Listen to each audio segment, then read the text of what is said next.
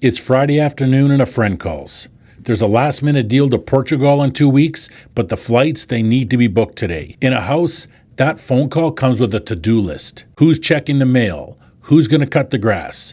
Who's going to be here when the gutters get cleaned? In a condo, there are 2 things on your list. Turn off the water and lock the door. This is huge. For a lot of people who I work with, that moment, that freedom is the whole reason that they made the move to a condo. I'm Mark with Condos.ca and I sell condos. In this video, I'm going to go over one of the top reasons people that I know and talk to move from a house to a condo. Yeah, it's the lock and leave lifestyle. This is a term that gets used a lot in real estate marketing. But here's what it means to me. You can leave for any length of time without worrying about a thing. There's no favors to ask. There's no laundry list to send somebody. There's no moment on the plane where you're thinking about something you forgot to deal with before you left. A lot of buyers that I work with, they're in their 50s, 60s, even 70s.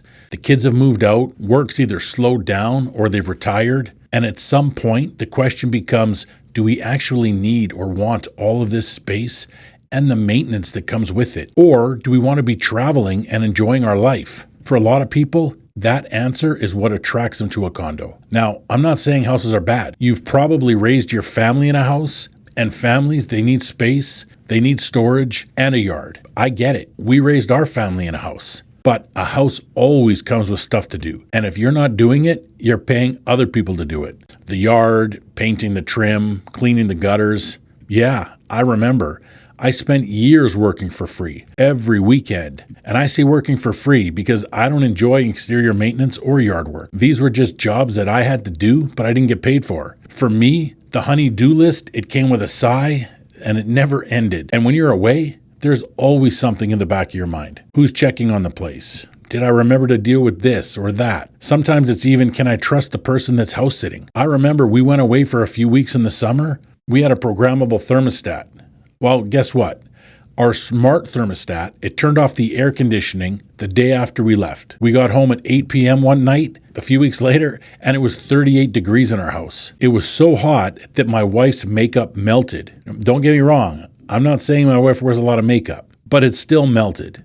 And I'm pretty sure that that makeup costs more than the money I saved on electricity. In a condo, you turn off the water, you close the blinds, and you go. The hardest part about making a move to a condo for most people, including us, is getting rid of all the stuff that you've accumulated. Right now, we have a rented storage locker filled with stuff, and every year we get rid of a little bit more of it. Are our kids going to need their karate uniforms that they spent 6 or 7 years in? Do they want their favorite toys from when they grew up?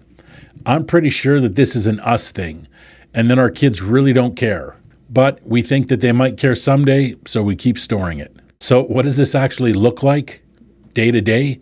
Well, it looks like being gone for 2 months without having to worry about a single thing. It looks like booking a last-minute flight without thinking twice about who's watching the place. A long weekend getaway with no checklist. And if you're looking at a condo in the Okanagan, there's something else that people take for granted. You're not just moving into a low-maintenance home. The Okanagan is a holiday destination. The lake, the weather, the wine.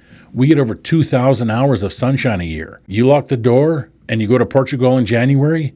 When you come back, you're coming back to the Okanagan. One thing I'll mention for buyers relocating here, the sun here is hot. Our humidity is low, so it's not bad when you're in the shade. But if you're sitting in the sun, no matter what, it's going to be hot. I had clients that moved here from Calgary who fell in love with a unit with an absolutely amazing lake view. It was everything that they dreamed of. 2 years later, they called me to sell it. Nothing was wrong with the condo. The western sun was just too hot. Yes, no, I did warn them that it's going to be hot, but you know how that goes. Our summers here are hot with blue skies. So their patio, it was unusable after 4 o'clock. No barbecuing, no dinners outside. They even had to close their blinds, which killed that amazing view. So they ended up moving into a southeast-facing unit, which still had a little bit of a view, and now they get to enjoy great sunrises, and they use the patio all the time. I'm not telling you not to buy a west-facing unit. The views are breathtaking. It's your condo, and it's your life. I'm just pointing out something that you should think about before you decide on the condo that you want. So let's get back to the lock and leave. Any condo is technically lock and leave. You can lock the door and you can go. That's the easy part. But what you want is a building that's lock and leave and well managed. Because the trap that some buyers fall into is that they get the lock and leave lifestyle, but then they get nickel and dimed with special assessments. One here, one there, another one a couple years later. A $10,000 or $15,000 special assessment, it doesn't just hurt you financially. It comes directly out of the budget that you were planning to spend on that lifestyle. That trip to Portugal, it gets a lot less appealing when you've got a special levy sitting on the table. You end up paying for the maintenance that should have been done before you even own the condo. Make sure that you look for a building that's been well run over the last 10 years. That is the one where you get to enjoy the lifestyle without paying for someone else's neglect. The reserve fund is part of that picture. Just because you're not cutting the grass or hiring the roofer, it doesn't mean that you get to ignore it. A well-managed building, it has those things budgeted into the current strata fees, so you're not surprised by them. You don't have to think about them because they're already planned for. Here's a pro tip. Most buildings now have intercoms that are going to connect directly to your cell phone. So if you travel a lot, make sure to invest in a keyless entry on your unit. This way, you can let someone in while you're away. Maybe a neighbor, maybe a family member, and you won't have to be there. They get into the building by ringing you on the intercom and enter your unit through the keypad. If you're gone for a few weeks and something does come up, this can be a lifesaver. Here's another pro tip. Before you leave, turn off the water.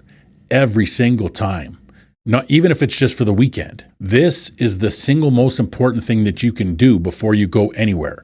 If the water's off, there is no leak coming from your unit. I did a video a while back about this exact thing. A family, they went on a road trip and they didn't shut off the water. Their new fridge leaked and they ended up being on the hook for $75,000 of the Strata's insurance deductible. I'll link that video above. Turning off the water takes 10 seconds. But it's going to eliminate an enormous amount of risk. A few other things worth going over before you make the move. If you've watched some of my other videos, you've probably already heard me talk about storage. It gets taken for granted more than almost anything else. The storage locker that's going to come with your unit, it's going to be small, and it's fine for the things that you want to keep close. Your crock pot, your seasonal clothes, maybe your golf clubs. But if you've spent decades in a house, you've got a lot of stuff. Christmas decorations, mementos, kids' art, maybe even furniture that you're not ready to get rid of. That's not going to go in the condo storage locker. My suggestion is to budget for an outside storage locker. You can find one within a 10 to 15 minute drive of almost anywhere in Kelowna. It's going to run you somewhere between $100 and $200 a month, depending on the size. I think it's worth every penny because the alternative is throwing away stuff that you might need someday or digging through a packed storage locker every single time you want to find something. Another thing, if you're noise sensitive, I would look at concrete buildings. Strata literally means sharing, and concrete, it makes sharing space a lot quieter. If the building you're looking at, if it isn't concrete, spend some extra time reading the strata minutes, looking for noise complaints, or try to find a top floor unit. For clarity, if you're not noise sensitive or you're buying in a 55 plus building where noise often isn't going to be a concern, then you probably don't need to worry about it. And if you've lived in your house for your whole life, the strata rules, they might take some getting used to. You're sharing a building with other people now. And there are rules that come with that. If you want to update your flooring or redo the kitchen, you're probably going to need strata approval first. It's usually not that hard to get, but having to ask, it might annoy some people. None of this is a reason not to make the move. It's just worth knowing going in. Only you can decide if this is the right move. But there are a few questions that you can ask yourself. How much time do you spend on yard work and the honey to-do list? And do you actually enjoy it? This is the question. Some people, they really love tinkering in the garage or in the flower bed. Others only do it because they have to. Did you spend most of your working life looking forward to traveling in retirement? Because that's where a condo is hard to beat. You're not tied to a property. You can spend time traveling to wherever you want, but you still have a home base to come back to. Here's a big one. Do your kids and grandkids live here? Or do you want to be able to get up and go see them whenever you want? A condo makes that a lot easier. On the flip side though, if your family and friends come to you for their holidays, and if your summer is filled with guests every year, then a condo might change that. Staying in a house, it could make more sense. These are the things to think about before you sell your house and move into a condo. If you've been thinking about the lock and leave lifestyle, or you're ready to start the process of looking at condos and you want to know what options you have, book a call. You'll find my calendar link in the description. And if you're already living in the lock and leave lifestyle, I would love to hear about it in the comments. Thanks for watching, and I'll see you in the next video.